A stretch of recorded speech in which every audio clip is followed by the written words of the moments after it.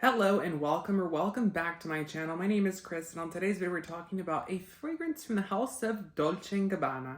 So this video I have actually been putting off for quite some time. I did get sent a small sample. Well, it's not really small, it's about this size. And it is of the new fragrance by Dolce & Gabbana, which is Devotion, the Eau de Parfum Intense, which is the new edition of Devotion. First and foremost, let's get into the notes so we can kind of get into what we're going to smell here. At the top, we're getting hazelnut. At the base, we're getting vanilla. In the hearts, we're going to get orange blossom. I did smell the original Devotion and I was like, this is not for me. I'm not going to buy a bottle. I'm not going to buy a bottle of this either. The packaging for this it leaves a lot to be desired. To me, in my humble opinion, this bottle is a stock bottle. The lid is also stock, which is not only cheap, but it's also lazy, in my opinion. They just decided to solder on or to glue on the Dolce & Gabbana heart. There's nothing special about this design. There's nothing revolutionary about the design of the bottle. I think it's ugly. I think it's cheap. I think it's even tacky.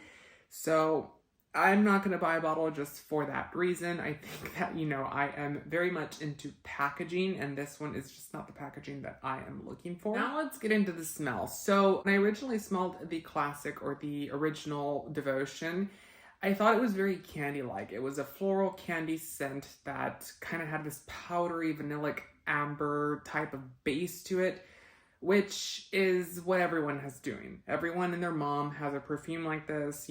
We have fragrances like this from Yves Saint Laurent with Libre. We have Paradox by Prada. I mean, there's so many different fragrances that have the same blueprint, the same type of fragrance vibe. And this one itself is not steering away. It's not, breaking the mold by any means, at least the classic one.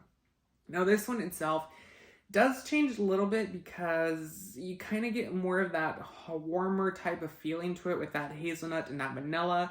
The fragrance to me though, when I first smelled it and I first sprayed it onto a blotter card, I was like, this smells like cake.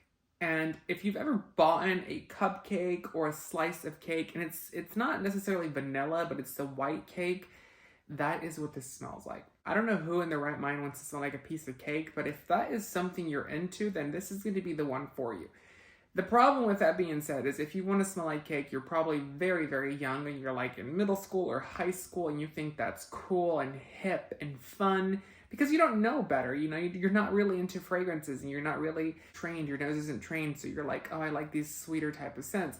And that's okay because it is a mainstream fragrance. It is going to be a mass release by Dolce & Gabbana. But here's the problem. Here's the kicker. The price point for this is extremely expensive. If you go for the smallest size, which is going to be 30 mils or 1 fluid ounce, that is going to retail for $105 US. If you decide to go for a 50 ml or 1.7 fluid ounce bottle, that is going to retail for $140.